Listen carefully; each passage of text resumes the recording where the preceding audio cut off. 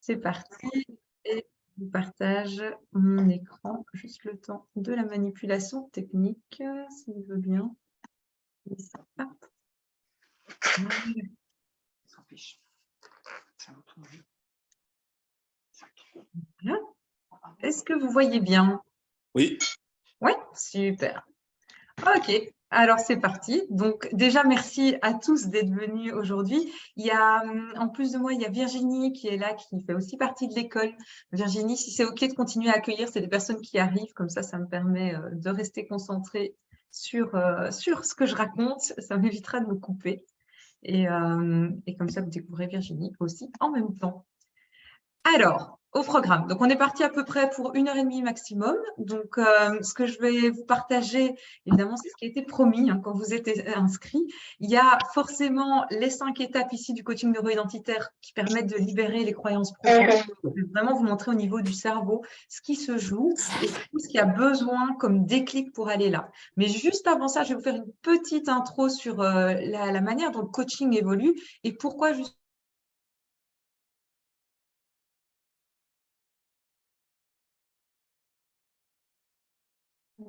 oui, voilà, je reviens. J'avais été mise en silence en même temps que tout le monde. Donc, je disais, je répète juste la fin. Juste avant ça, je vais vous expliquer un petit peu comment je vois l'évolution du coaching et surtout comment, du coup, est né le coaching neuro-identitaire. Parce que vous allez voir que il y a une raison pour laquelle c'est peut-être un peu différent la manière de travailler que ce que d'autres personnes connaissent en coaching peut-être plus classique ou en thérapie. Ensuite, je vous donnerai une petite explication pour ceux qui le souhaitent de comment on peut se certifier en coaching neuro-identitaire. Je vous expliquerai les modalités, comment ça se passe, et puis un espace pour des questions-réponses. Entre-temps, si vous avez des questions, n'hésitez surtout pas à les poser. Moi, j'adore interagir. Donc, j'aime bien parler, mais j'aime aussi quand vous me posez des questions. Donc, n'hésitez pas une seconde et j'essaye de vous répondre dans la mesure du possible au fur et à mesure, sans trop sortir non plus de ce que j'ai envie de vous partager aujourd'hui. Ça vous va? On est parti. Alors, déjà, peut-être un mot très rapide sur, parce que vous ne me connaissez pas, je pense pour la plupart d'entre vous, d'où je viens et comment s'est créée l'école peut-être. Donc déjà, à la base, moi, je suis neuropsychologue de formation, mais j'ai décidé de ne pas pratiquer immédiatement en tant que neuropsychologue et j'ai plutôt travaillé en entreprise pendant 10 ans en consultance et en coaching dans l'accompagnement humain. C'est-à-dire que j'aidais des personnes à vivre le changement qui leur tombait dessus, du haut, soit dans des changements de culture, soit dans des changements de métier, de processus, etc. Et après 10 ans, en fait, je me suis sortie avec une grosse frustration. C'est que je me disais, je sens qu'il y a moyen d'aller beaucoup plus loin. Et je voyais aussi tout ce mal-être qu'on pouvait parfois trouver en entreprise. Et j'avais envie de pouvoir aller plus loin que ça et aider les personnes différemment. Et donc, je me suis lancée comme indépendante et j'ai commencé par faire du coaching, me reformer au coaching aussi, coaching classique. Et là, à nouveau, frustration de ma part parce que je sentais qu'il y avait moyen, là aussi, d'aller plus en profondeur, même avec des personnes en particulier dans l'accompagnement. Et c'est de là que j'ai commencé à utiliser différents outils que j'avais. La neuroscience, que j'ai réapprofondie à ce moment-là, la systémique, l'analyse transactionnelle, mais aussi, et beaucoup, l'intuition sur base de la connaissance de ces outils-là.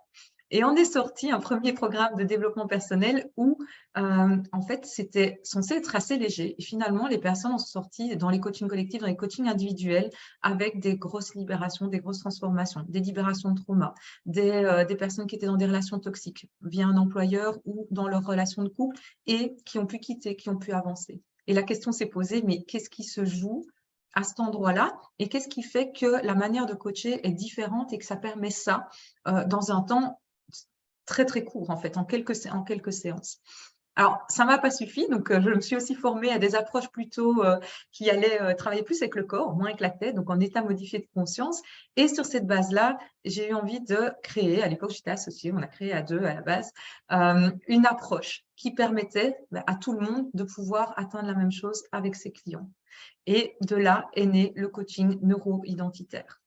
Et suite à ça, quitte à créer cette approche, l'envie de l'enseigner, parce que j'adore enseigner, était bien présente, avait envie de le diffuser et de pouvoir permettre à d'autres de l'acquérir.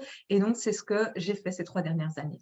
Et donc, voilà comment est née l'école de coaching neuro-identitaire et la formation coaching neuro-identitaire. Comme ça, vous en apprenez un peu plus sur l'école et sur moi dans la foulée. Alors, on rentre un petit peu dans le vif du sujet, mais avant ça, j'ai envie de vous poser une question et je vous invite à répondre dans le chat. C'est qu'est-ce que vous aimeriez que vos clients disent de vous? Ou bien, pour ceux qui pratiquent déjà, quel est le plus beau retour qu'on vous ait envoyé? Là, vous êtes dit vraiment, là, ça y est, je sens, je suis dans ma mission, j'ai fait mon job. Ou bien pour ceux qui se projettent, qui veulent devenir coach, qu'est-ce que vous aimeriez que vos clients disent de vous ou de l'accompagnement qu'ils ont vécu? Voilà le chat que je vois.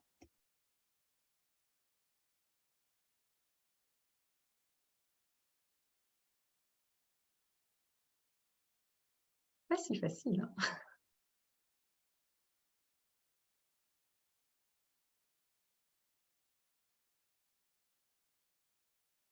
Pourquoi je vous demande ça? Parce que ça permet, de se projeter déjà dans ce qu'on a envie d'apporter.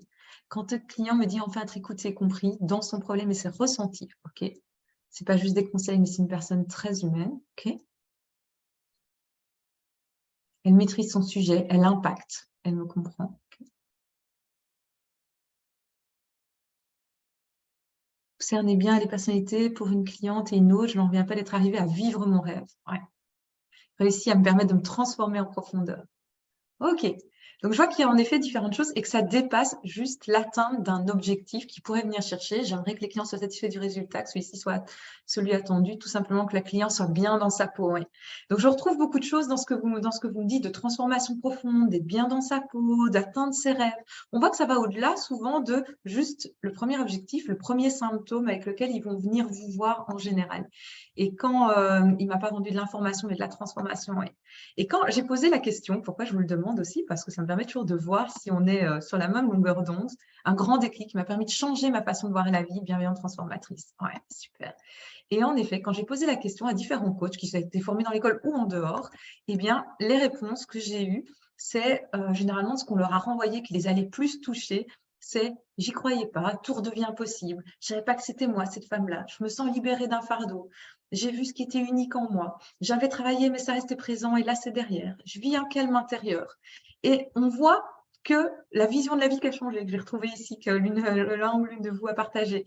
Et on voit qu'en fait, les personnes aujourd'hui, elles ne cherchent pas juste à atteindre un objectif. Elles cherchent quelque chose de plus large, de plus profond, de plus aligné à qui elles sont au travers de l'objectif qu'elles viennent travailler au final. Et c'est aussi ce que j'ai vécu et ce que je vis encore au quotidien dans les coachings et dans ce que j'ai comme retour, en tout cas, de ce que les personnes recherchent. Et c'est pour ça que je trouve que c'est super important de ressentir ça aussi, de voir que ça a changé. Et il y a une raison pour laquelle ça a changé. Et du coup, c'était peut-être pas ce qu'ils auraient répondu il y a 20 ans. Et aujourd'hui, le coaching, il évolue. Et c'est pour ça que je voulais vous donner un petit mot là-dessus. Et il évolue. Et en même temps, avant de descendre là-dedans, ce que je voulais vous montrer, c'est que j'ai aussi posé, évidemment, aux coachs thérapeutes, quels étaient les problèmes qu'ils rencontraient les plus souvent dans leur coaching, dans leur thérapie. Et c'est on tourne en rond, ce qui bloque n'est pas clair, parce qu'il y a de la résistance, etc. Ou bien ils ont compris, le client ou le patient a compris ce qui bloquait, mais il ne parvient pas à le dépasser. Ou bien il avance, mais une fois que ça s'arrête, il revient en arrière, il retourne, il a besoin du coach quand même pour avancer. Alors qu'en fait, ce qu'on veut, c'est créer l'autonomie.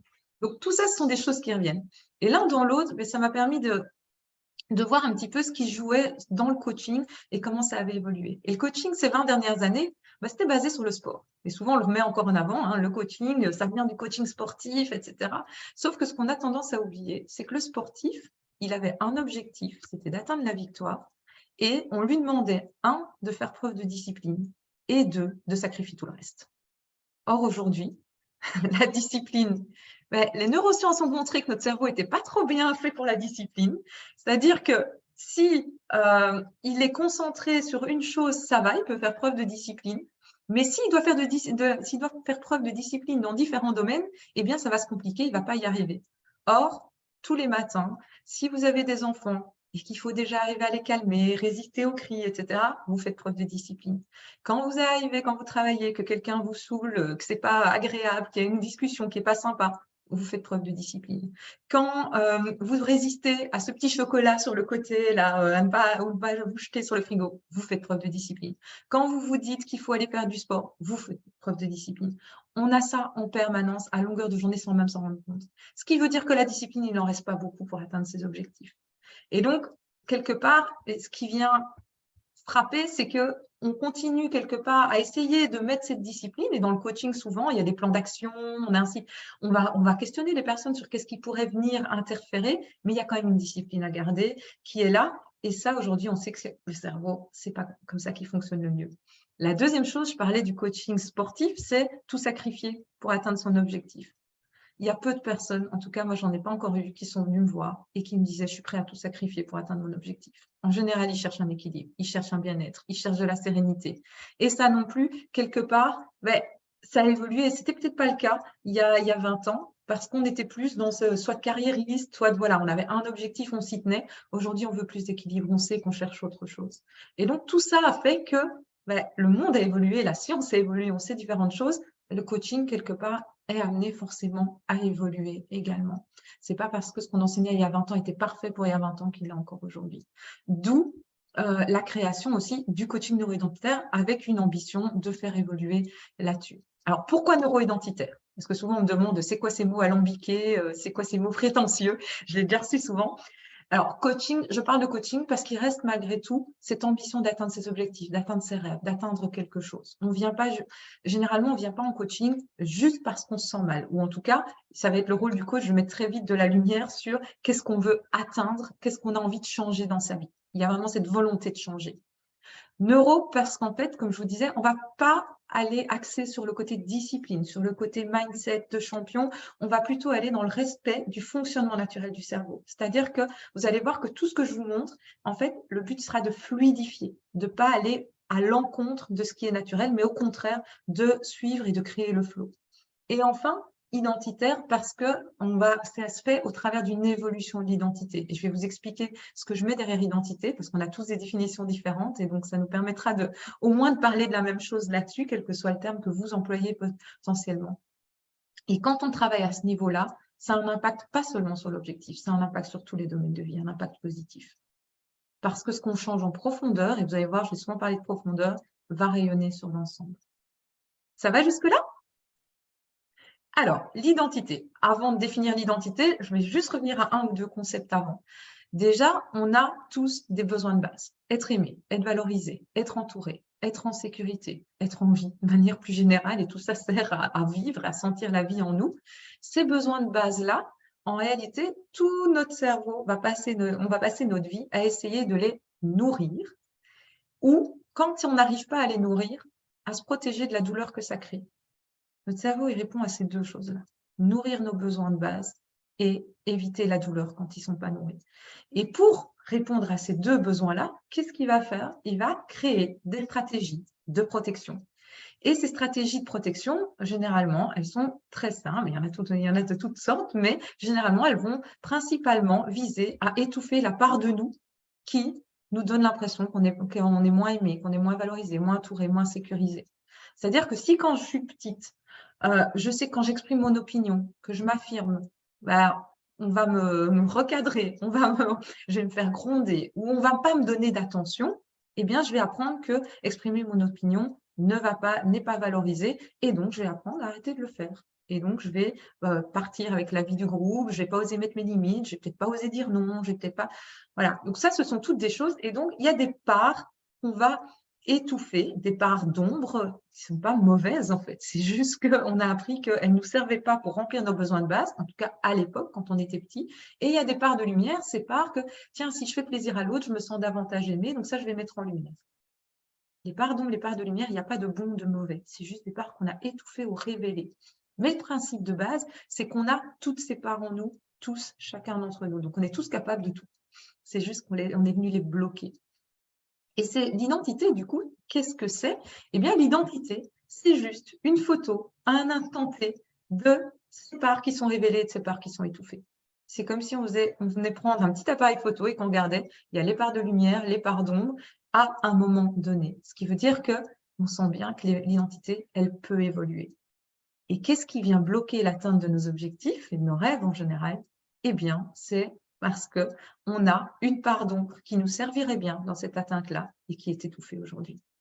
D'où, quand je l'explique, ça passe par une évolution d'identité, ça passe par réintégrer des parts de nous, en fait, qui seraient bien utiles pour atteindre nos objectifs et nos rêves. Et quand on réintègre une part de nous, généralement, ça a un impact positif dans tous nos domaines de vie. Ça fait sens jusque-là? N'hésitez pas à mettre dans le chat hein, si ce n'est pas clair, s'il y a des questions, si ça ne vous parle pas du tout, c'est OK aussi. J'aime bien être challengée, je n'ai pas de souci. OK. Ah, je vois. Hop, top. OK. Je continue alors. Alors, on va rentrer dans le vif du sujet, hein, ce que je vous ai promis, ces fameuses 5 étapes. Donc, ces 5 étapes, ce sont celles que j'enseigne dans la certification en coaching neuro-identitaire, sur laquelle je reparlerai par la suite. Elles sont reprises dans un modèle, dans une approche qui s'appelle RACE. RACE en anglais, ça veut dire s'élever. Donc, vous allez voir qu'il y a chaque lettre vient avec un acronyme en anglais que j'ai traduit également et ça permet de retenir un peu ces étapes essentielles dont le cerveau a besoin. Ce sont vraiment des déclics pour pouvoir avancer dans le changement. La première lettre, le R, c'est real cause, c'est la cause réelle. Alors, on va dépasser le symptôme, identifier la croyance profonde. Je vais vous expliquer ce que je veux dire avec ça, avec cette fameuse cause réelle.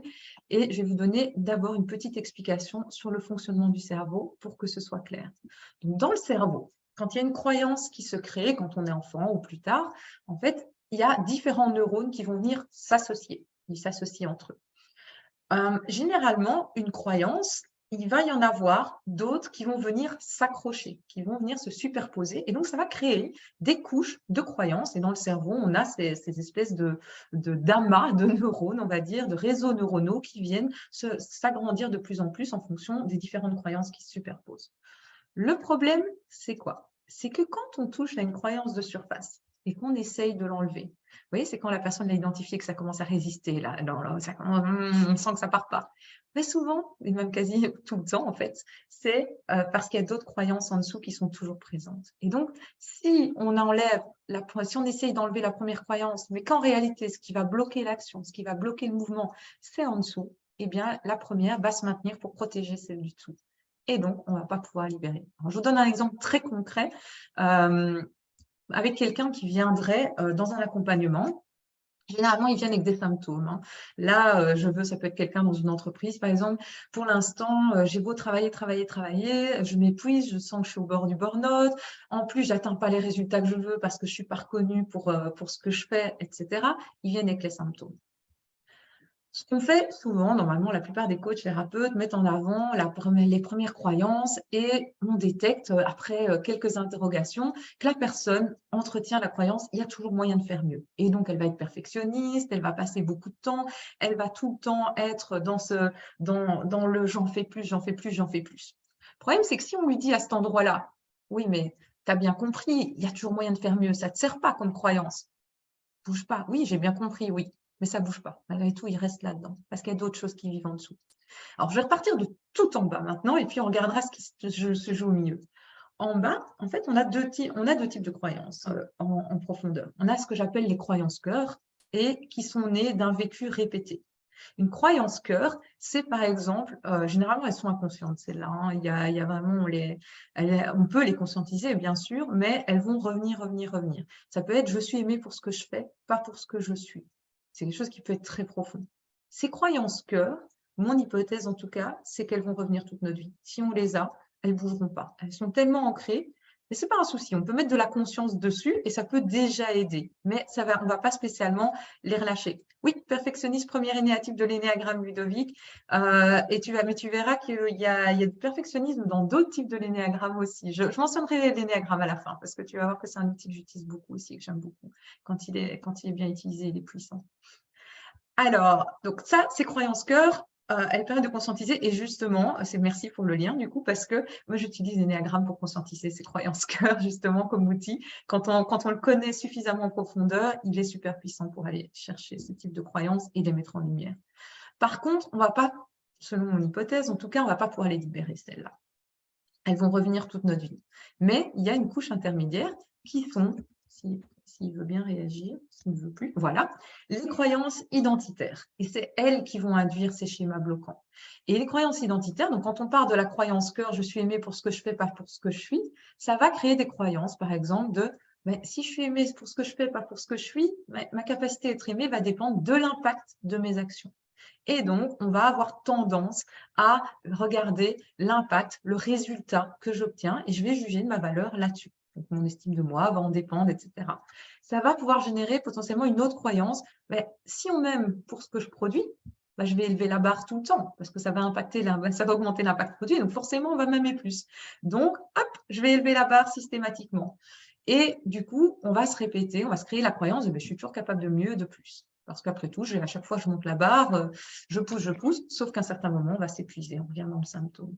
Ces croyances-là, ce sont celles-là. C'est en allant travailler celles-là qu'on va pouvoir réellement débloquer les schémas inconscients, parce que ce sont celles-là qui viennent provoquer le tout. Quand celles-là sont débloquées, la croyance, il y a toujours moyen de faire mieux, elle s'envole toute seule. Ils n'ont pas besoin de se répéter, il n'y a pas besoin de l'ancrer encore et encore, que non, ce n'est pas une croyance qui ne sert plus ici. Elle va partir toute seule si on travaille sur celle en dessous. C'est pourquoi le coaching neuro-identitaire, systématiquement, le premier but, ça va être de passer du symptôme à ses croyances profondes, à ses croyances identitaires. Alors comme ça peut avoir l'air simple, sauf qu'évidemment, il va falloir aller les trouver, celles-là, parce qu'elles sont différentes pour tout le monde. Là, je vous ai donné un exemple, mais il y a moyen de faire mieux et puis avoir d'autres types de croyances identitaires en dessous, par exemple. Ça ne va pas être la même chose pour tout le monde. Il peut y avoir une croyance cœur qui est différente. C'est ça qui va être intéressant aussi. Et donc, le coach, déjà, il a besoin d'une stratégie pour descendre et il a besoin de chercher au bon endroit. Parce que quand on commence à fouiller des croyances, on en a plein et elles vont sortir. Mais des croyances, il n'y a pas besoin de les enlever, en fait, pour l'instant, parce qu'elles nous servent plus qu'elles ne nous desservent. Donc, ça va être d'aller chercher la croyance qui est liée aux symptômes directement en profondeur. Et c'est là qu'on peut se perdre sur le chemin. Le deuxième besoin, c'est qu'on sait généralement, pour ceux qui sont déjà dans l'accompagnement, qu'il y a un risque de projection. Quand ça entre en résonance avec nous, on risque de projeter, de se dire ce qui fonctionne pour nous va fonctionner pour l'autre, ou si moi je pense comme ça, ou c'est ça qui vit à l'intérieur, l'autre, c'est aussi. Alors, plus on va descendre en profondeur, plus il y a un deuxième risque qui s'ajoute, en plus de celui-là. C'est, et je le vois tout le temps quand je commence les entraînements au départ, quand on descend, ça va commencer à venir résonner émotionnellement parce qu'on a tous les mêmes besoins de base. Et donc, plus on descend, plus on rapproche ces besoins de base, plus ça résonne. Et que fait notre cerveau à nous quand on rapproche de ça? Il fouille parce qu'il n'a pas envie d'entrer en résonance avec ça parce que c'est dangereux. Et donc, il va éviter d'aller poser les bonnes questions. En tout cas, il n'y a pas de bonnes questions, mais des questions qui vont permettre à la personne de descendre de manière fluide. Et donc, ça demande aussi pour le coach, mais plus il travaille sur lui, plus quelque part il se libère de ses propres blocages et moins ça entre en résonance, mais plus il est aussi capable de détecter quand il est en fuite et quand il y a des choses qu'il est en train d'éviter et où il n'a pas tout l'impact, tout le potentiel qu'il pourrait avoir sur son client. C'est clair pour vous, cette première partie? Ok. Alors, j'ai mentionné que c'était important de descendre vers la croyance profonde, mais évidemment, notre cerveau, il a stocké des croyances dans l'inconscient pour une raison spécifique et il va tenter de les maintenir dedans. Il ne va pas nous les ressortir comme ça gentiment. C'est ce qu'on appelle l'ego, c'est toute cette protection de notre cerveau. Et donc, il va falloir savoir comment est-ce qu'on peut descendre facilement sans que le cerveau ne lève toutes les protections, sans qu'il commence à venir entrer en résistance à tous les niveaux, parce qu'il va vouloir le faire à chaque niveau. Et là, il y a évidemment des techniques. Alors, je vous partage un petit peu avec la deuxième étape, justement, qu'est-ce qui va être important de comprendre pour pouvoir déjouer ces mécanismes de protection et du coup, comment ces mécanismes de protection se créent. Parce que si vous comprenez comment ils se créent, ça vous donne déjà toute une série de pistes sur comment vous pouvez les déjouer. Et donc, on rentre dans la phase de conscientisation, le awareness. Alors, comment sont stockées nos croyances? Quand une croyance se stocke, en fait, il y a deux parties du cerveau qui interviennent principalement. Il y a l'hippocampe qui va stocker plutôt ce qui s'est passé sur le moment, s'il y a eu quelque chose de particulier, et les pensées qui ont été associées, qu'elles aient été conscientes ou inconscientes. Je ne vais pas trop parler de pensées inconscientes, mais c'est les liens, en tout cas, qui ont été faits à ce moment-là de manière consciente ou inconsciente. Ça va se stocker via l'hippocampe.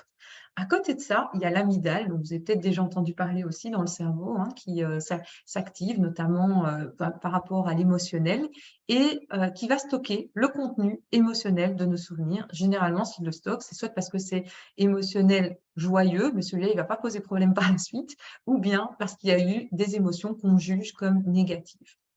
Alors, ça va un peu vite, je n'ai pas pu capter ce qu'était le A. Ah, voilà, je vais dire. Donc, le A, c'est la conscientisation. Donc, je vais expliquer juste après ce que ça implique, hein. Ici, je donne l'introduction pour comprendre le A, ce que ça va impliquer. Et donc, c'est normal, je vais revenir dessus, Katia. Si ce n'est pas clair après, n'hésite pas à me dire et je réexplique à ce moment-là. Donc, deux choses, fait et penser, contenu émotionnel. Mais potentiellement, ça peut ne pas suffire parce que quel est le but de notre cerveau? C'est de nous protéger. Et donc, ce qu'on a vécu comme contenu émotionnel, il n'a pas envie de le revivre, a priori. Et donc, c'est pour ça que notre ego intervient, parce qu'il va vouloir nous protéger de cette douleur émotionnelle. Et donc, dès qu'il y a quelque chose qui intervient, qui pourrait recréer cette douleur émotionnelle, hop, notre cerveau va mettre quelque chose en place pour nous l'éviter. Et qu'est-ce qu'il met en place? En fait, au moment où il stocke la croyance, il anticipe déjà les choses et il va stocker aussi, grâce à l'amygdale, une peur en plus. Nos peurs, c'est le mécanisme de protection que notre cerveau utilise pour nous éviter de revivre la douleur.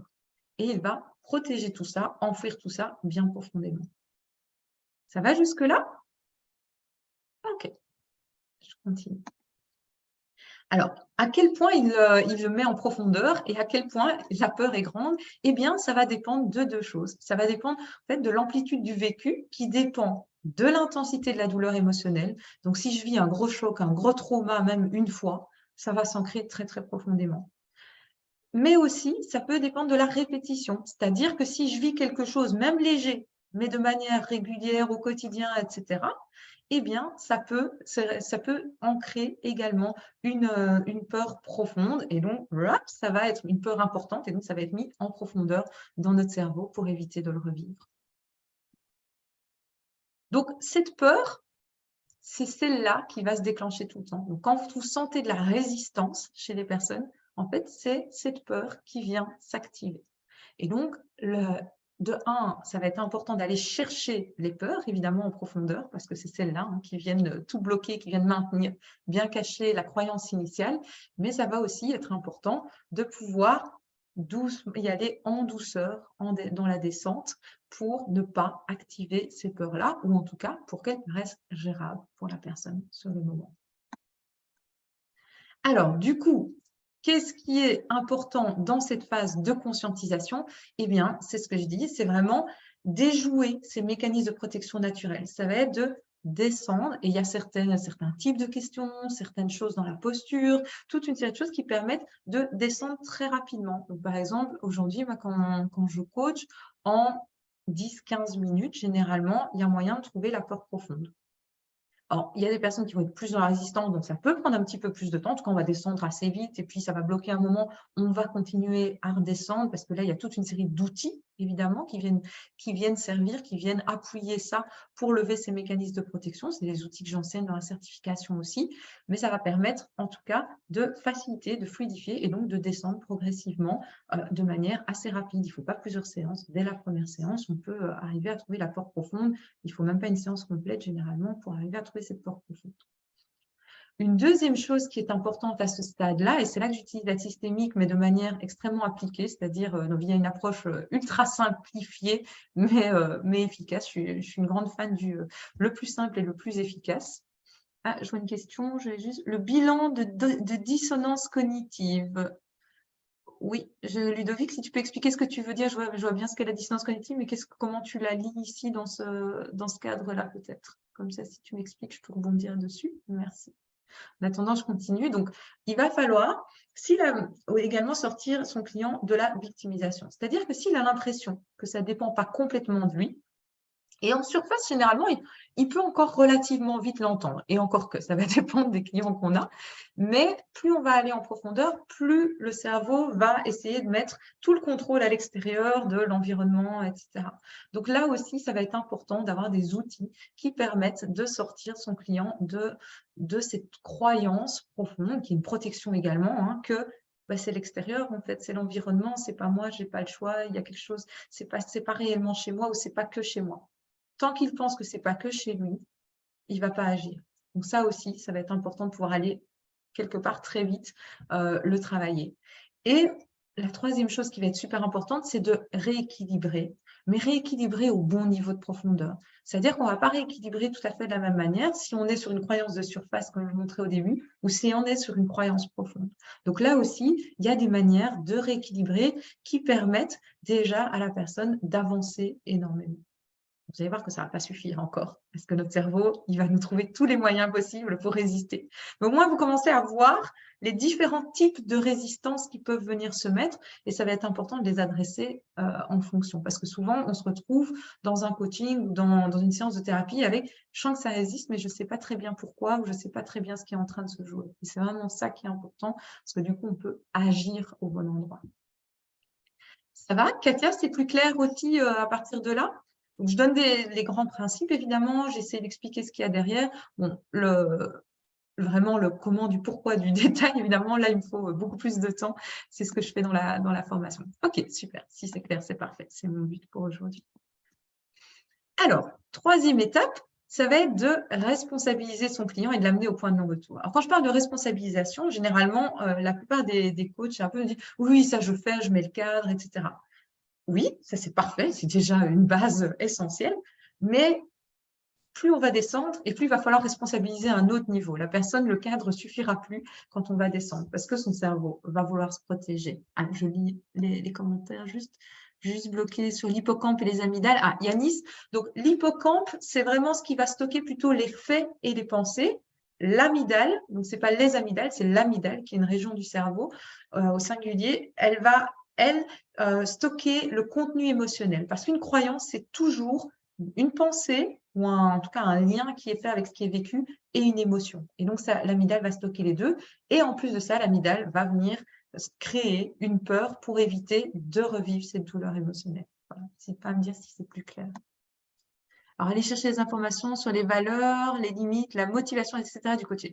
Ah, mais Ludovic, c'est une excellente question. Eh bien, moi, je ne le fais absolument pas dans l'approche. Pourquoi? Parce qu'en fait, les valeurs, tu vas le reconnecter à ce qui est important pour lui. Et c'est vrai, c'est essentiel. Sauf que si tu le reconnectes à ce qui est important pour lui, sans aller chercher ce qu'il bloque, ben, en fait, quelque part, tu augmentes la frustration.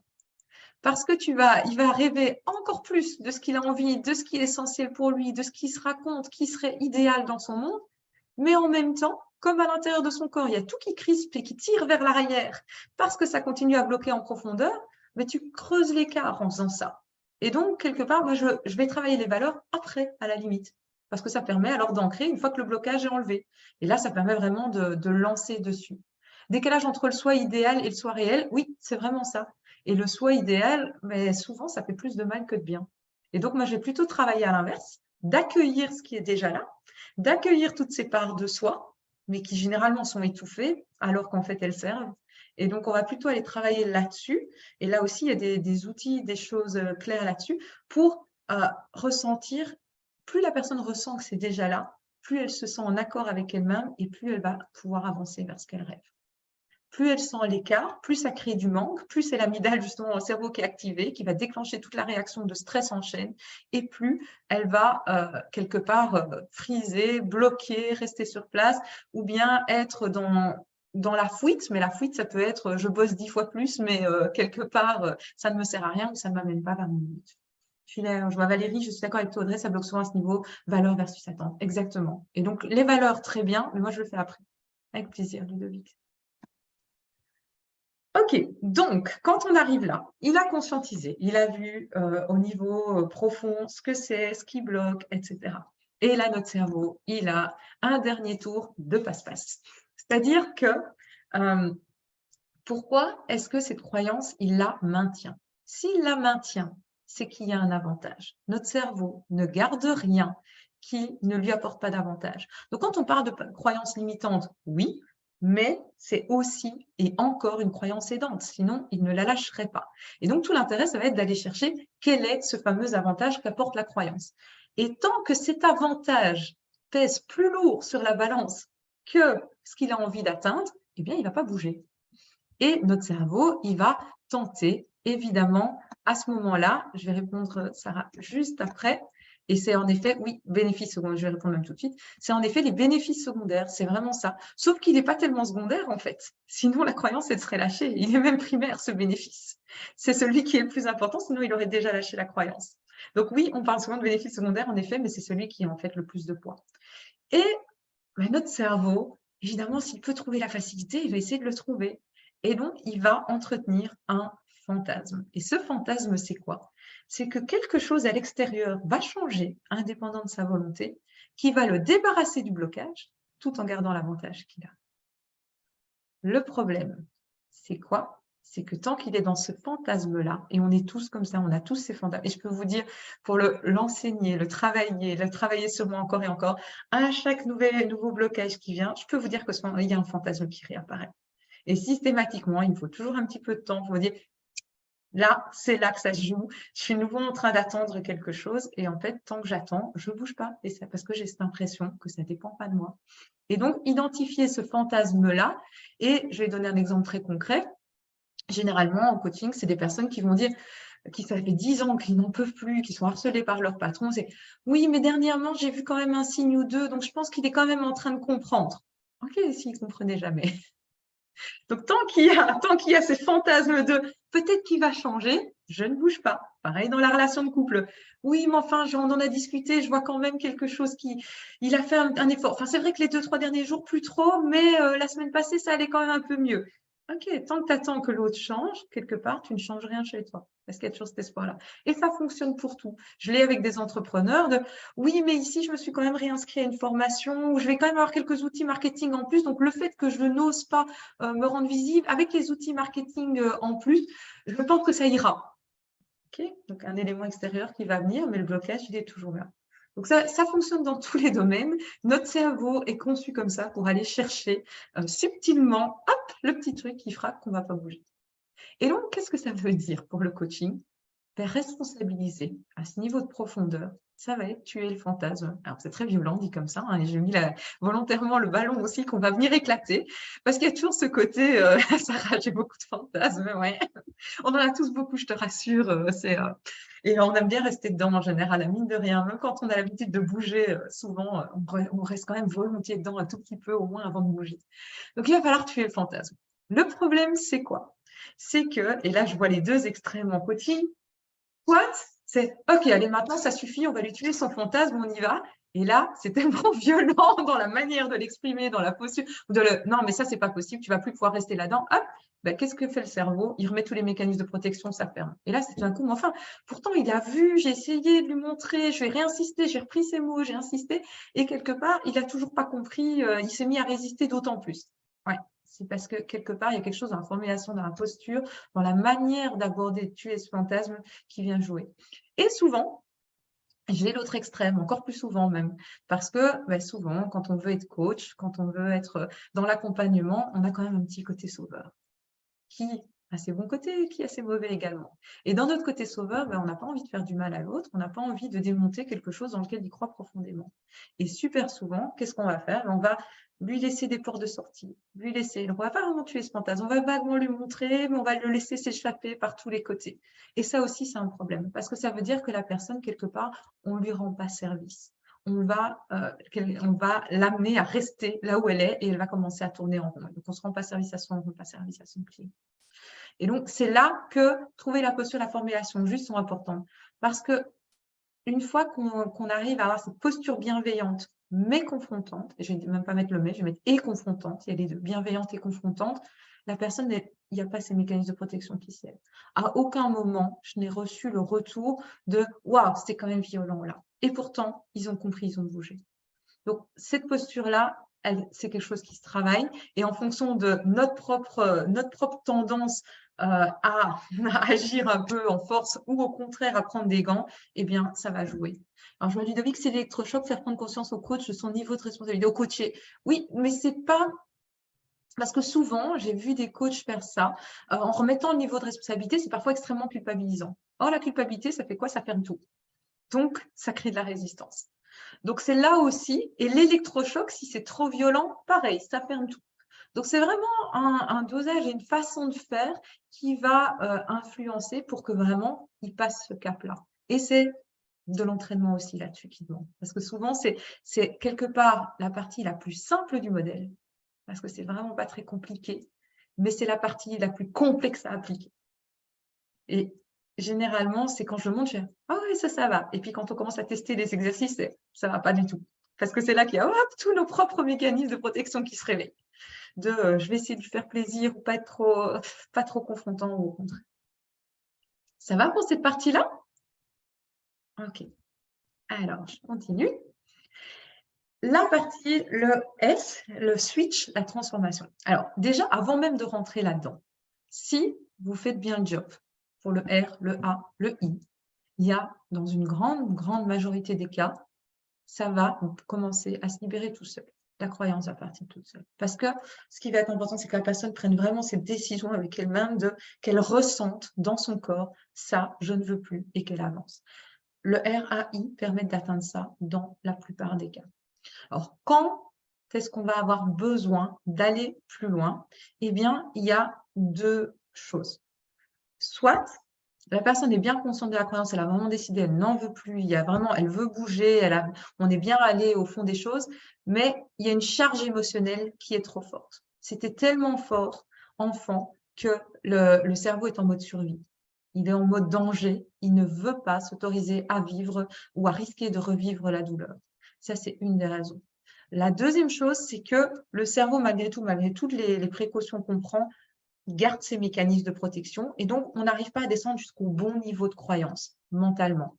Et donc là, ce qu'on va avoir besoin de faire, et c'est dans ce cadre-là que j'ai créé l'approche neuro-émotionnelle, c'est on va pouvoir basculer en état modifié de conscience. Il y a des personnes qui utilisent l'hypnose, il y a des personnes qui utilisent toutes sortes de choses. Je vais vous expliquer ce que moi je mets derrière l'approche neuro-émotionnelle ensuite. Mais le fait de basculer en état modifié de conscience va permettre de lever les mécanismes de protection plus facilement, va permettre d'aller libérer la charge émotionnelle, va permettre de descendre au bon niveau si ce n'était pas encore fait. Dans la plupart des cas, ça va fonctionner. Dans certains cas, ça va avancer.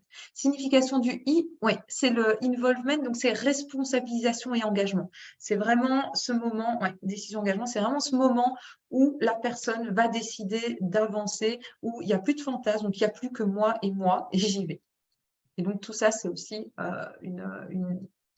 c'est une partie de l'approche en coaching qui va permettre de l'amener là. Donc, l'approche neuro-émotionnelle. Alors, on pose souvent la question, OK, on parle d'état modifié de conscience, est-ce que c'est de l'hypnose?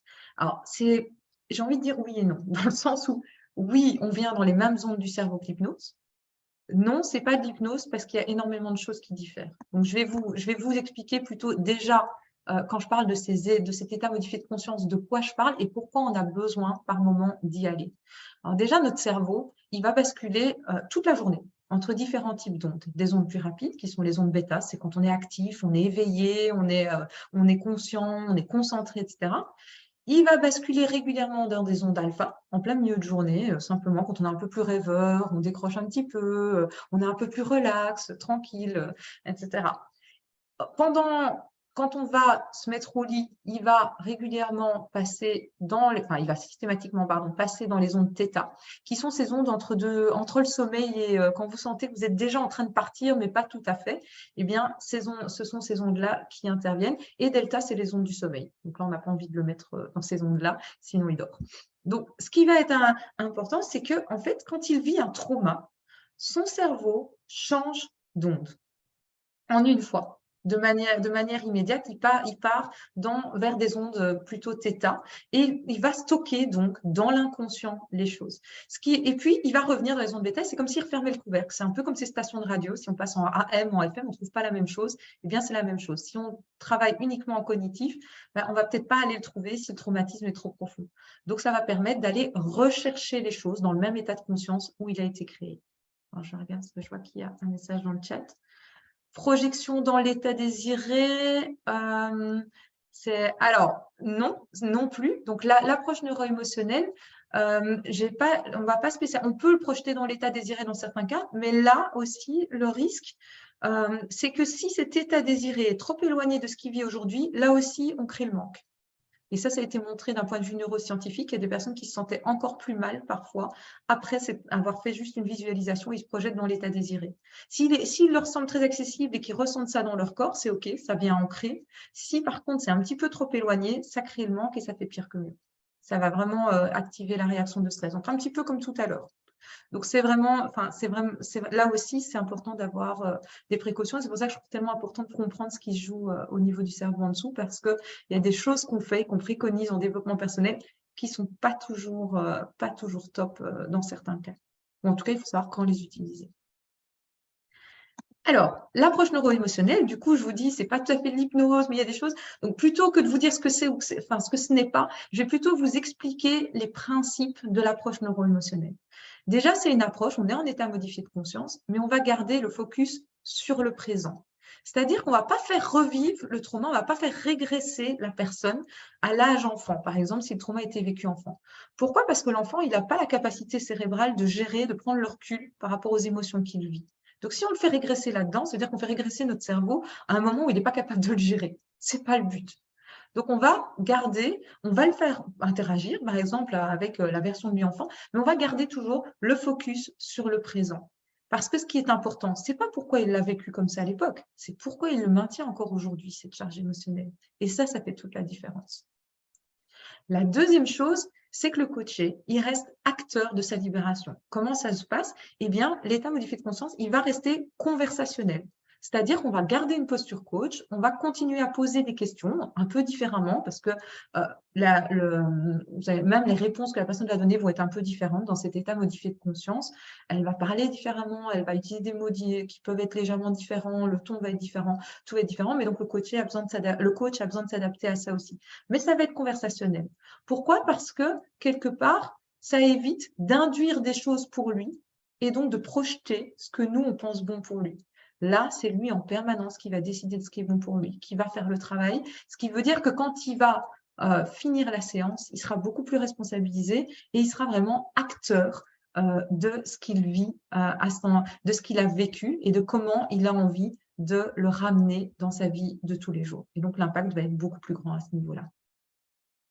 Alors, il y a également le fait que c'est, je précise, libération en douceur des croyances profondes. C'est-à-dire que, évidemment, quand on a un état modifié de conscience, ça peut générer des émotions parce qu'elles ont besoin d'être libérées, mais on va pas aller créer de la douleur. Donc, ça va se faire en douceur, ça va se faire de manière fluide et ça va se libérer, pas dans la douleur, mais au contraire, dans ce sentiment de sérénité. Et on le voit très fort à la fin de la séance, quand la personne a vraiment pu aller libérer jusqu'au bout, même son visage a changé, les épaules sont relâchées, il y a quelque chose, on le sent, il y a quelque chose de différent dans son énergie, dans tout, directement au bout de la séance.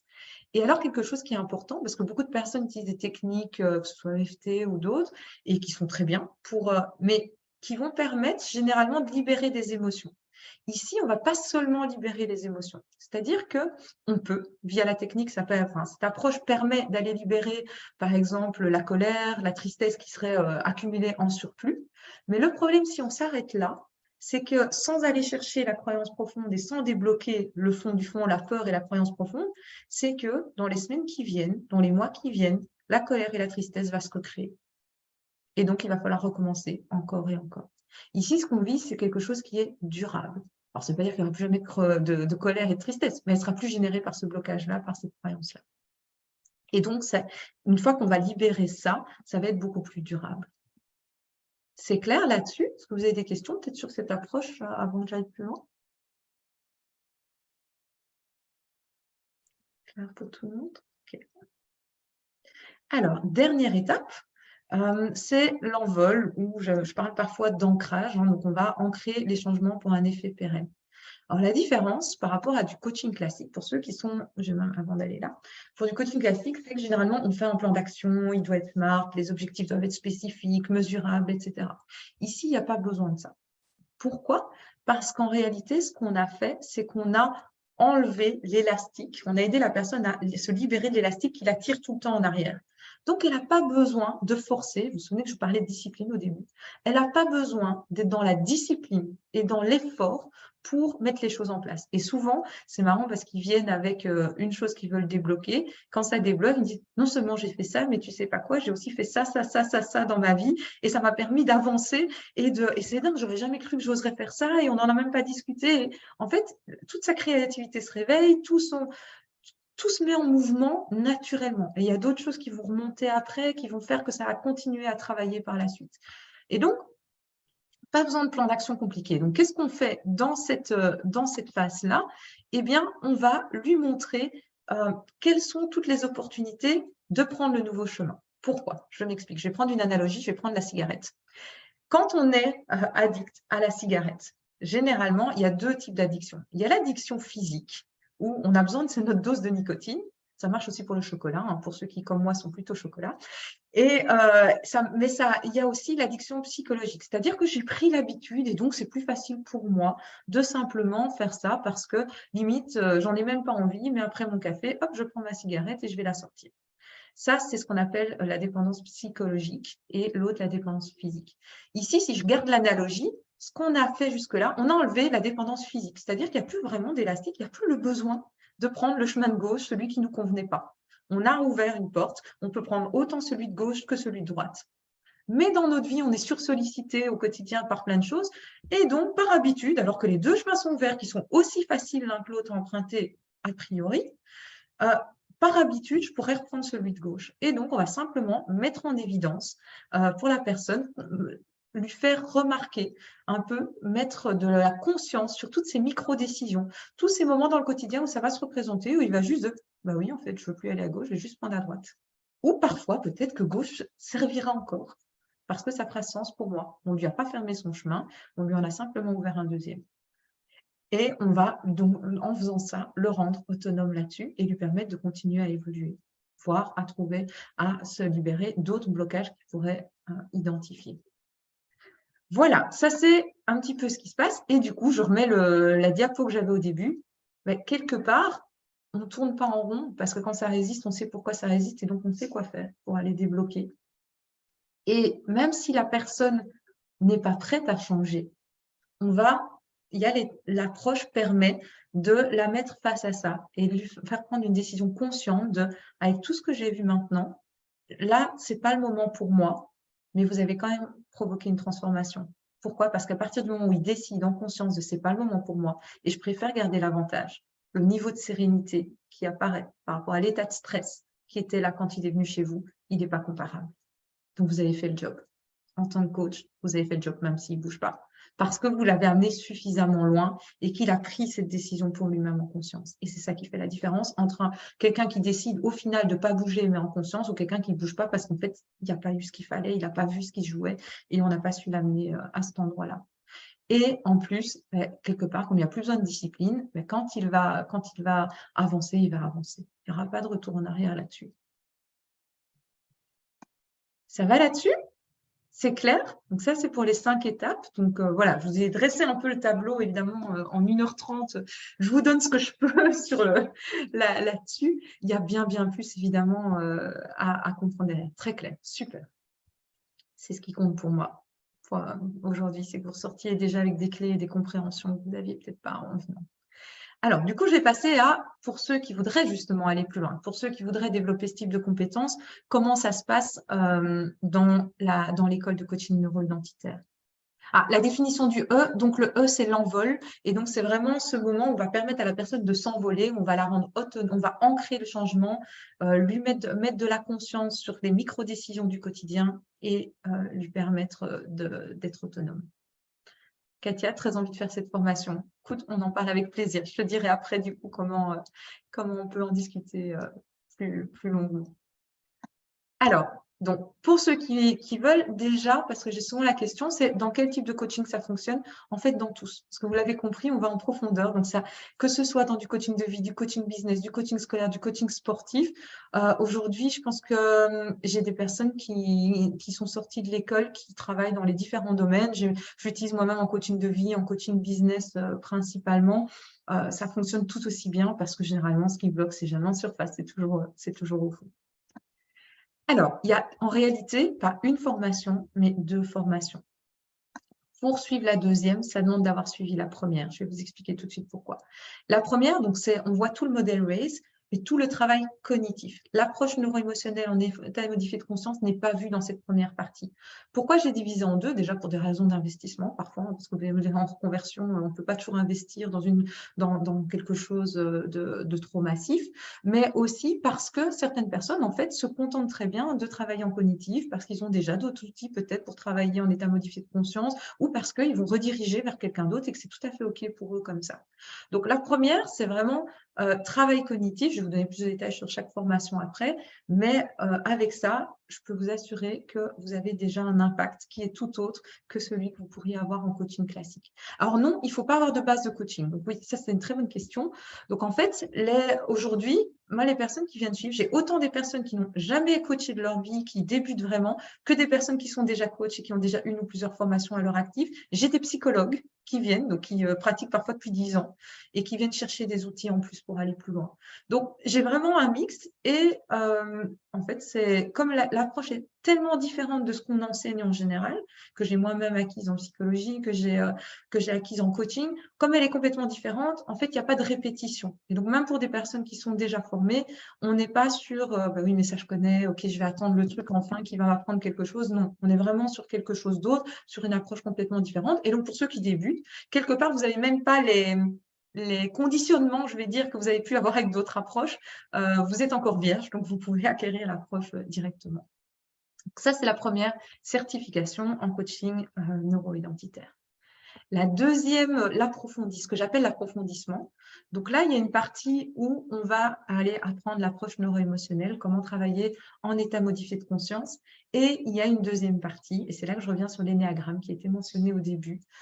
J'enseigne l'énéagramme, mais à un autre niveau que ce qui est généralement enseigné. C'est-à-dire que pour moi, l'énéagramme, ce n'est pas un test de personnalité où ça y est, je suis dans cette case-là et j'y reste. Pour moi, l'énéagramme, c'est comprendre.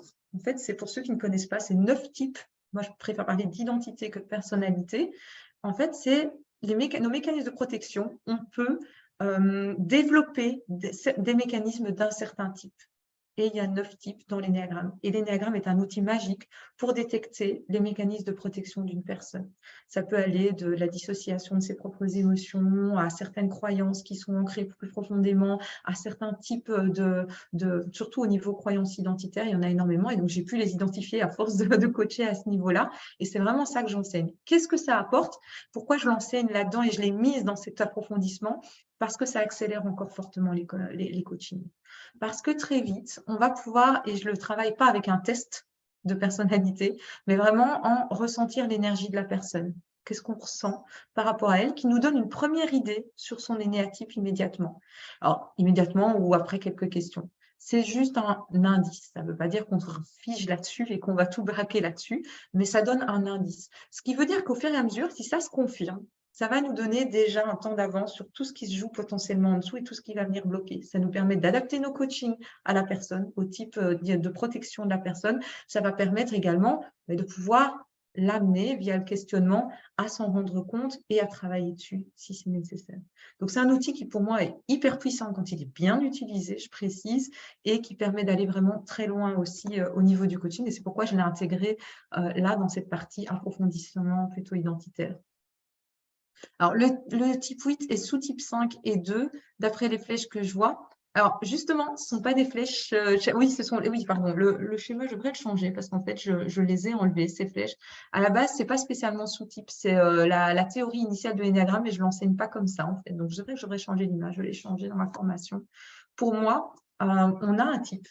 Plus on va… En fait, c'est comme si on avait les barreaux de notre cage. Quand on découvre son type, on découvre les barreaux de notre cage. Plus on va enlever les barreaux de notre cage, plus on va revenir vers le centre, en fait. Plus on va récupérer des parties de nous et plus on va pouvoir avancer vers nos objectifs, avancer vers nos rêves. Oui, c'est ça, c'est intégration, désintégration. Mais honnêtement, moi, je ne m'enseigne pas comme ça parce que je trouve que ça n'a pas d'intérêt. Parce que quand on enlève des blocages, en fait, on ne va pas se réintégrer vers un autre type, on va juste se réintégrer vers le centre et réincorporer plein de parts de nous. Donc, c'est trop restrictif pour moi de se dire je me réintègre vers un autre type. Non, je me réintègre de manière générale. Je réintègre des parts de moi. Donc, voilà. Je ne vais pas aller plus loin sur l'énéagramme ici pour ceux qui ne connaissent pas spécialement, mais en tout cas, c'est un outil qui pour moi est extrêmement utile pour accélérer les coachings. Alors, la première certification, donc celle où on travaille en cognitif, comment, très pratico-pratique, comment est-ce qu'elle se décline? Je surveille un peu l'heure, ça va, je suis bien dans les temps. Donc, il y a une plateforme en ligne où il y a des bases sur la posture du coach, etc.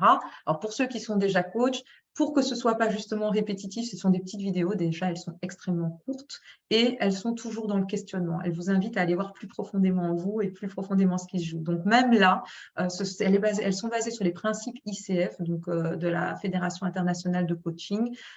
Mais déjà là, je vous pousse un petit peu plus loin que ce qui est présenté en général pour vous amener à réfléchir déjà sur vous en grosse partie. Ça, c'est juste une petite introduction. En plus de ça, oui, je n'ai pas précisé avant, il y a une petite formation de 3 heures que je vends, qu'on peut acheter de manière indépendante aussi, en ligne sur les neurosciences, qui permet de comprendre encore plus en profondeur tout ce qui joue au niveau des croyances. Elle est intégrée là-dedans sur cette partie e-learning aussi. Mais le principal se joue en présentiel déjà dans un premier temps. Il y a 4 jours consécutifs, sont des petits groupes, maximum 10 participants, souvent c'est même moins, parce que je veux vraiment que ça reste de qualité et que les personnes puissent vraiment travailler, acquérir l'approche. Je me refuse à viser des grands groupes, ça n'a aucun intérêt pour moi. Et donc, c'est systématiquement des petites classes où on va aller travailler en profondeur et acquérir toutes les compétences du RACE. Donc, vraiment, les différentes étapes, comment on peut amener d'une étape à l'autre, plus toute une série d'outils qui vont aider à lever les protections du cerveau et à éviter la résistance. Donc, tout ça, au bout des 4 jours consécutifs, vous avez dans vos mains, vous êtes capable de les appliquer. Après, évidemment, ce n'est pas en 4 jours qu'on devient un expert dans le coaching. Donc, c'est pour ça que je vais vous montrer la suite. Mais en 4 jours, vous avez tout dans vos mains, vous pouvez commencer à les utiliser, à coacher. J'ai des personnes qui n'avaient jamais coaché de leur vie. Au bout des 4 jours, ils ont commencé d'abord avec des personnes autour d'eux qui étaient intéressées. Ils ont directement commencé à appliquer et ils ont eu des résultats. 2 personnes qui parfois étaient même déjà en thérapie ou des choses qu'ils n'avaient pas encore depuis 2 ans et qui ont débloqué des choses là. Donc ça, tout de suite, c'est opérationnel. Par contre, comme je disais, ce qui va être important, c'est quand on va pratiquer, c'est là tout d'un coup que ça va ressortir. Et donc, je ne veux pas que vous soyez lâchés à la sortie. Et donc, je vous donne accès à toute une série de pratiques en ligne à ce moment-là. Je mets un an, mais en fait, je ne ferme jamais. Donc, vous gardez accès à vie. Si vous voulez, vous revenez tant que vous voulez. Moi, j'adore vous réaccueillir encore et encore si vous avez envie de revenir. Donc, ça vous donne accès aux pratiques en ligne. Il y en a 4 par mois. C'est vous qui décidez, est-ce que je viens aux 4? Est-ce que je viens une fois de temps en temps quand ça me sert? Il y a des supervisions où des personnes, avec l'accord du client, ont enregistré un coaching et on va le débriefer ensemble en collectif.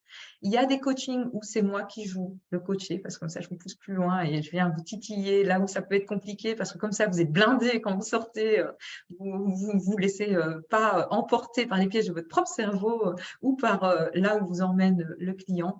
Il y a des pratiques entre pairs et il y a aussi une session par mois de déblocage de croyances limitantes pour vous en tant que coach. Parce que quand vous développez comme entrepreneur, par exemple, ou simplement des choses qui viennent vous bloquer, qui vous empêchent de voir clair chez votre client, tout ça, on peut le travailler en collectif. Généralement, ça résonne un peu chez tout le monde, hein, parce que comme on va en profondeur, celui qui n'avait pas vu, tout d'un coup, il se prend un petit peu la claque de « mais chez moi aussi, en fait, je vois qu'il y a ça ». Et donc, ça permet à tout le monde de grandir ensemble, ce qui est toujours très chouette. La dernière partie, comme je vous disais, plus vous travaillez sur vous, plus vous avez de l'impact, plus c'est ouvert, plus votre intuition est développée. Et donc, il y a également 2 jours de stage transformationnel. Ça, c'est en résidentiel. Et donc, ça va permettre d'avoir 2 journées où c'est que pour vous, en tant que personne. C'est même pas en tant que coach, c'est en tant que personne. Tous les blocages qui sont là aujourd'hui, qui sont prêts à être libérés, on va aller les chercher à ce moment-là. On va travailler avec votre tête, on va travailler en état modifié de conscience aussi, il y a de la visualisation. On va travailler avec certains rituels qui permettent d'ancrer des choses. On va travailler avec un peu d'énergétique également pour fluidifier les choses. Donc, c'est vraiment 2 jours assez intenses. Il y a souvent un avant-après là-dedans. Prévoyez le week-end d'après parce que généralement, on plane encore un petit peu pendant 2 jours après, le temps que tout s'intègre dans le corps. Mais c'est généralement, les personnes sont toujours ravies à la sortie et il y a un vrai impact dans leur vie à elles aussi et dans leur pratique à la sortie de ce stage-là. Donc ça, c'est pour la première partie. En plus de ça, toujours dans cette première partie, j'offre 2 bonus. Pourquoi? Parce que pour moi, un coach qui n'arrive pas à se développer en tout cas s'il veut le faire de manière entrepreneuriale, s'il veut le faire en tant qu'indépendant, un coach qui n'arrive pas à se développer, c'est un coach qui n'arrive pas à avoir, qui n'a pas d'impact et qui ne peut pas apporter tout son potentiel. Et donc, pour moi, c'est important aussi qu'il y ait quelque part du soutien pendant le développement de son activité. Et donc, ce que j'ai créé, c'est un groupe Facebook où il y a régulièrement des ateliers qui sont organisés. Déjà, une fois par mois, il y a un mentor business qui vient qui va vous coacher. Vous pouvez réserver 15-20 minutes déjà pour présenter votre projet spécifique et il va vous challenger dessus, vous poser quelques questions pour vous orienter. Et ça, il y a chaque mois. Donc, ça va permettre aussi, puis ça permet d'entendre ce que les autres vivent aussi, comment ils font grandir leur business. Ça, c'est d'office. En plus de ça, moi, à la demande, j'organise des ateliers volontiers. Il n'y a pas longtemps, c'était sur les outils et les stratégies digitales. Juste avant, ça a été plusieurs ateliers sur comment démarcher l'entreprise. Il peut y avoir des ateliers sur comment est-ce que je démarre, comment je vais chercher mes premiers clients. Donc, en fonction d'où vous en êtes, faites la demande et on organise ateliers et viennent ceux qui sont intéressés par ça. C'est vraiment offert, ça à vie. Donc, moi, c'est mon plaisir de vous voir vous développer aussi sur cet aspect entrepreneurial. À côté de ça, j'aime vous voir vous développer sur l'aspect entrepreneurial, j'aime aussi vous voir vous continuer à vous développer et à voir la communauté se souder. Et donc, chaque année, une fois que vous êtes rentré dans cette première certification, vous avez accès, je vous offre 2 à 3 jours de formation en fin d'année.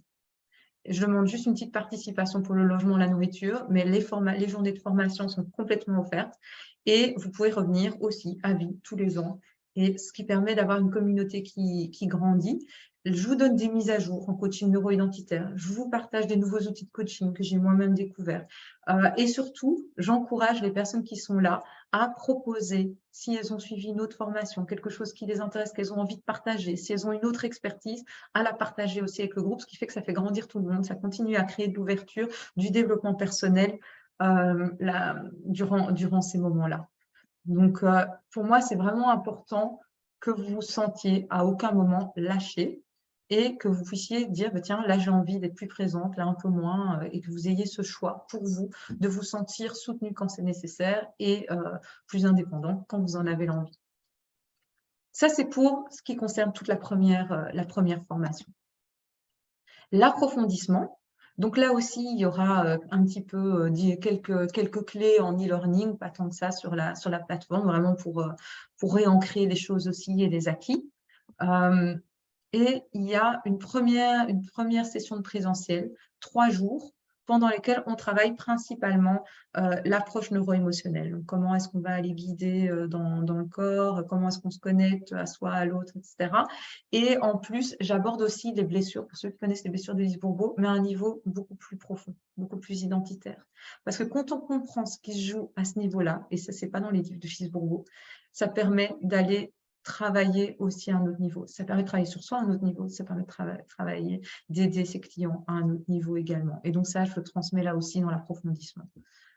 En plus de ça, là aussi, pendant 1 an, voire plus, vous pouvez me soumettre des supervisions. Si vous avez enregistré un coaching, vous avez emmené les gens en état modifié de conscience, on le supervise en collectif. Là, c'est un peu à la demande. On va organiser en fonction de quand ça vient et viennent ceux qui veulent y assister pour avoir le débrief dessus. Et alors, il y a 3 jours de formation sur l'énéagramme au niveau neuro-identitaire où je vous explique certaines choses en lien avec les neurosciences aussi par rapport à l'énéagramme, mais surtout, on va descendre un bon cran plus bas que ce qu'on trouve généralement également dans les livres et ou dans la plupart des formations pour aller comprendre ce qui se joue en profondeur. Et je peux vous dire que j'ai eu des personnes qui avaient déjà suivi des formations énéagramme et elles ont découvert beaucoup de choses sur elles-mêmes à travers cette formation et ça permet d'accélérer vraiment les coachings. Alors, ces formations-là, donc, elles ont lieu, je vous donne déjà les dates, les prochaines dates, elles ont lieu plusieurs fois sur l'année, hein. Mais la prochaine date, donc pour la certification, c'est en juin 2023. Je vais aussi, vous allez recevoir le lien vers le site, je vais vous expliquer après, comme ça vous pourrez aller revoir à l'aise aussi. Le stage résidentiel, du coup, celui-là, il se fait fin novembre. Et l'approfondissement, donc il se fait 27 au 29 novembre, il est groupé, en fait, c'est lundi, mardi, mercredi, approche neuro-émotionnelle pour ceux qui voudraient suivre les deux en une fois et qui devraient se déplacer, et le stage résidentiel suit. Comme ça, c'est une semaine, c'est un seul déplacement pour ceux qui voudraient faire les deux formations en une fois. Et l'énéagramme, il est soit en septembre, soit en janvier. Comme il est un peu décorrélé, on va dire, du reste, vous pouvez choisir quand vous le suivez en fonction de ce qui est le plus pertinent. Comment, pour ceux qui seraient intéressés, comment ça va se passer?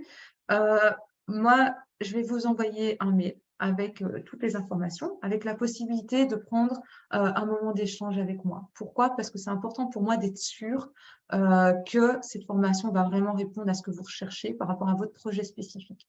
Donc, c'est vraiment une discussion où je ne vais pas essayer de vous influencer à tout prix à rejoindre. Je déteste ça et je veux des personnes responsables jusqu'au bout. Donc, ce n'est pas le but de vous influencer. C'est vraiment de pouvoir échanger, comprendre et pouvoir challenger du coup ce que ça va vous apporter. Et en même temps, mais si ça correspond, je vous partage le prix évidemment à ce moment-là et on regarde comment est-ce qu'on peut arranger ça. Il y a également des plans de paiement qui sont possibles si c'est nécessaire. Donc ça, on en discute plutôt en individuel et je vous partage tout ça. Vous aurez l'opportunité, si vous voulez, de prendre un appel et on prend au moins 1 heure, voire plus si c'est nécessaire pour discuter de votre projet personnel. Alors, où ont lieu ces formations? Oui, je n'ai pas précisé, pardon. C'est vrai que je pensais que je l'avais noté ici. Donc, les formations ont lieu en Belgique. C'est à 30 minutes de Bruxelles. Je sais qu'il y a énormément de Français ici, mais j'ai à chaque fois la moitié au moins de mon audience qui est française dans les formations. J'ai même eu quelqu'un qui est venu d'Israël l'année dernière. Donc, mais voilà, il y a Nice, belge, parfait, je vois. Donc, c'est assez facile d'accès et il y a beaucoup de logements autour et ça, on vous aide à trouver le logement s'il faut. Quand vous rentrez dedans, vous êtes coucouné, je vous assure. Il y a Virginie qui est là aussi, qui contribue super bien à tout ça pour aider là-dessus. Donc, la première, quand vraiment je parle de formation, là, comme il y a des Belges, il n'y a pas de logement inclus. Donc là, c'est à prévoir en plus. Par contre, le stage résidentiel, tout est inclus. Le logement, les repas. Dans le stage, il n'y a plus rien à prévoir. Vous arrivez, vous déposez vos valises et vous êtes tranquille jusqu'à ce que vous repartez pour vraiment que vous soyez bien dedans. Donc voilà, c'est pour ça.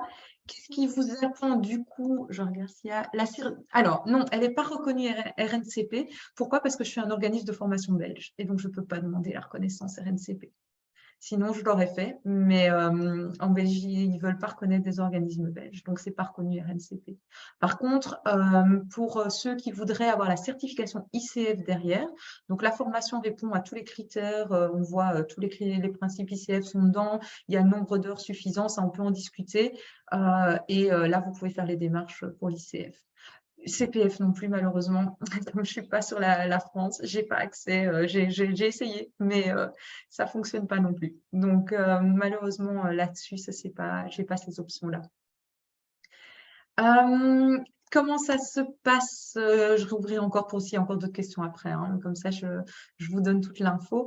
Vous allez recevoir encore quelques mails. Je pense qu'il y a 4 mails de moi dans les 2 prochaines semaines. Ce sont des mails qui ressemblent à ceux que vous avez déjà reçus. Donc, à chaque fois, j'essaie de vous donner de la valeur, de vous donner du contenu, de vous créer des mails, des articles qui vous apportent quelque chose à chaque fois. Donc, vous allez recevoir ça. Et puis, vive l'Europe! Et FPL, ça fonctionne? Ah, mais je ne connais pas, mais je vais le noter parce que ça, c'est. Je suis curieuse du coup. Je vais noter ça. Je regarde. Hop. FIFPL. J'irai voir après. Focus des indépendants. Ok, intéressant. J'irai voir ça. Merci pour le partage. Ouais, ok. J'irai voir ça. Et donc, vous allez recevoir ces mails, vous allez recevoir du coup le replay aussi aujourd'hui pour ceux qui voudraient. Vous allez recevoir le lien pour prendre un rendez-vous, le lien vers le site où il y a toutes les informations qui sont mises encore une fois pour vous poser si ça vous intéresse. Vous allez, une fois, si ces mails ne vous intéressent pas, vous désinscrivez. Mon but, ce n'est pas de vous spammer. Une fois ces mails terminés, vous allez basculer vers la newsletter. J'envoie également un nouvel article toutes les 2 semaines. Pareil, si vous n'aimez pas, vous vous inscrivez, pas le but de vous spammer. Donc, c'est vraiment, je vous invite à prendre la responsabilité là-dessus. Mon but, c'est de vous donner de la valeur, mais si ce n'est pas ce que vous voulez recevoir, c'est tout à fait OK pour moi. Voilà, alors je vais couper le partage du coup pour voir et je suis dans les temps magnifiques. Il nous reste 15 minutes pour ceux qui auraient encore des questions. Je vous écoute, n'hésitez pas aussi à ouvrir le micro si c'est plus facile. s'il y a encore des choses qui n'étaient pas claires, des questions sur la formation, avec plaisir pour y répondre.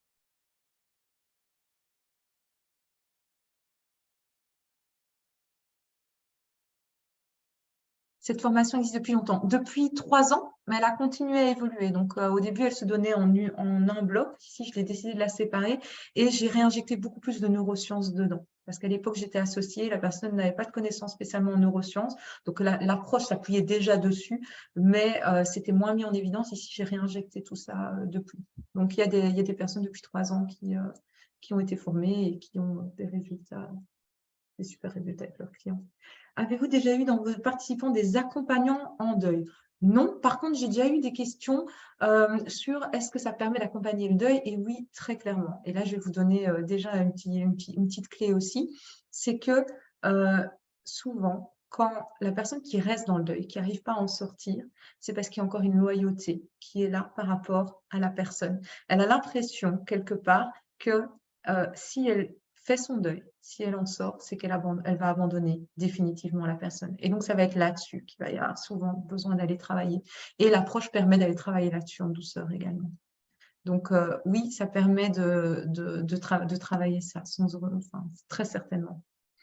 Alors, est-ce qu'on peut se former uniquement sur l'énéagramme? Oui, tout à fait. Donc, n'hésite pas, si tu le souhaites, à prendre aussi un petit moment d'échange et on en discute. Et oui, je vends la formation énéagramme à part également. Oui. Okay, je suis convaincue que c'est là aussi. Super. Que ça résonne. Merci pour toutes ces informations. À très vite pour un rendez-vous perso. Avec grand plaisir. Katia, ce sera très chouette d'échanger et de découvrir ton projet à toi. Est-ce que vous avez d'autres questions? Non? Dans ce cas, je vais juste vous demander voilà, je relis. Du coup, je vois des bouts de messages. Je n'ai pas vraiment de questions. Au-delà du financier, avoir un individuel. Oui, plutôt un partage. Ça m'a beaucoup parlé, beaucoup de choses ont résonné en moi. Je suis coach depuis un mois, je comprends mieux pourquoi. Super, très heureuse. Plein, mais échanger pendant ce rendez-vous perso, je pense. Ok, super.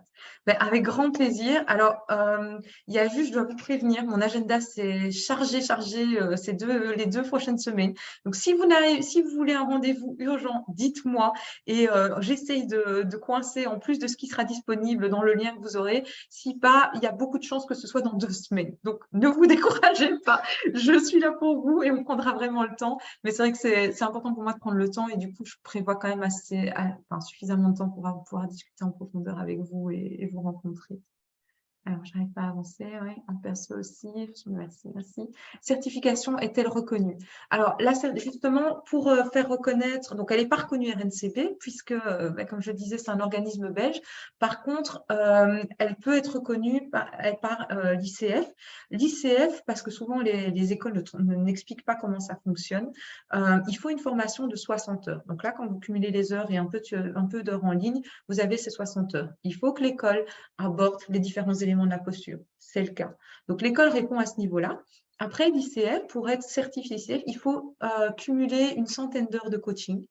Donc ça, on le dit rarement, mais c'est important parce que c'est pas qu'on a la certification à la sortie, peu importe l'école d'où on sort.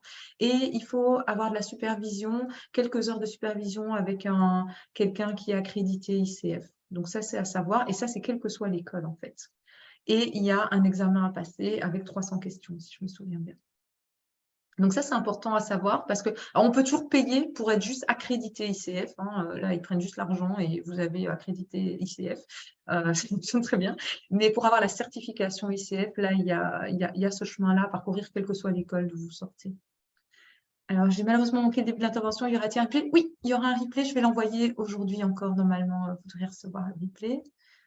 Katia, urgent pour toi, mais écoute, envoie-moi, tu peux répondre au mail qui sera envoyé, je reçois les réponses et donc on regardera pour avoir un rendez-vous un petit peu plus vite. Le lien pour prendre rendez-vous, c'est par mail? Oui, c'est ça. Il sera communiqué par mail. Est-ce qu'il y aura-t-il des formations uniquement en distanciel? Alors, en distanciel, la seule formation que je donne uniquement en distanciel, c'est une certification en neurosciences. Le but est différent. C'est pas d'acquérir, donc vous n'allez pas acquérir des compétences pour descendre à ce niveau-là. C'est plutôt une formation qui fonctionne sur 2 fois 3 mois, une session en live toutes les 2 semaines avec les replays accessibles, où là, vous allez pouvoir, c'est par thématique en fait, donc vous allez mieux comprendre ce qui joue au niveau du stress, vous allez mieux comprendre ce qui joue au niveau de la motivation, vous allez mieux comprendre au niveau de l'intuition, au niveau du changement, au niveau de… Donc c'est vraiment par thématique, et celle-là, elle est réservée à des personnes qui sont déjà dans l'accompagnement. Pourquoi? Parce qu'il y aura des moments d'échange entre personnes qui accompagnent déjà pour avoir cette réflexion sur comment est-ce que je peux l'intégrer au mieux en fonction de tout ce qui est partagé dans les accompagnements. Et donc, il y aura vraiment un travail ensemble aussi de regarder, OK, il y aura évidemment des idées d'exercice, des idées de manière de faire, mais ça vous permet d'aller plus loin encore. Donc, il y a également ça, et ça, c'est uniquement à distance, mais c'est la seule que je donne à distance. La certification en coaching neuro-identitaire, je l'ai donnée à distance à un moment, il y a 2 ans, et les personnes m'ont dit, mais est-ce qu'on peut aussi venir, est-ce qu'on peut quand même venir finalement en présentiel, parce que c'est quand même encore autre chose. Et donc, depuis, je ne la fais plus qu'en présentiel, et c'est vrai qu'il y a une autre qualité de présence et autre chose encore qui joue à ce niveau-là, là-dedans. Merci beaucoup pour votre présentation. Je suis très touchée par toute votre bienveillance et votre douceur et une vraie envie de partager. Merci beaucoup, Alex. Ça me touche beaucoup. C'est vraiment ce que j'ai vraiment à cœur de partager, et ça me fait toujours plaisir que ce soit perçu et que ce soit reçu de l'autre côté. Yanis, je vois une main levée. Est-ce qu'il y a une question aussi? Oui, bonjour. Je m'appelle Noura, mais j'ai pas eu le temps de Ah, changer pardon. le pseudo. Non, non, c'est le pseudo de mon enfant et je ne me suis pas connectée sur mon Zoom à moi. Ce n'est pas grave. Moi, j'ai une petite question. En fait, je vous ai découvert via Instagram et j'ai vu qu'il y avait aussi une possibilité de faire une petite formation en ligne avec En 5 effet. modules, 16 vidéos, etc. Est-ce que pour celle-là, Oui. c'est possible via quelque… Oui, via le site, Oui, elle est également présente dans Nous découvrir, et là, il y a la petite formation, donc ça, il ne faut pas hésiter. Pour ceux d'accord. qui veulent la certification, elle est d'office inclus dedans, donc vous l'avez. Mais par contre, pour ceux qui voudraient juste la petite formation, tout à fait. Si tu ne trouves pas, n'hésite pas à répondre au mail et à me le dire, et je te donnerai le lien direct. Comme D'accord, ça. mais je veux aussi quand même un rendez-vous parce que j'ai aussi pas Ok, mal je suis intéressée et j'ai aussi pas mal de questions en super, privé. Merci. avec grand plaisir. Merci pour les explications et la présentation exceptionnelle, vraiment. Merci. Avec plaisir, merci beaucoup. Ok, super. S'il n'y a plus de questions, de toute façon, s'il y en a qui reviennent, n'hésitez pas à me renvoyer par mail. Enfin, j'adore échanger. Donc, je suis toujours, en général, je suis assez réactive dans la journée. Vous avez une réponse. Un tout grand merci pour vos questions, pour votre présence. C'était vraiment super interactif. J'adore ça. Donc, vraiment, j'ai beaucoup apprécié ce moment avec vous. C'est un plaisir de vous accueillir aussi en individuel pour échanger sur vos projets particuliers. Pour ceux voilà, qui ne veulent pas spécialement aller plus loin aujourd'hui, mais merci pour votre présence aussi. C'était très chouette de pouvoir vous partager ça dans tous les cas. Et voilà, je vous souhaite tout le meilleur et puis à très bientôt pour certains d'entre vous. Bel après-midi.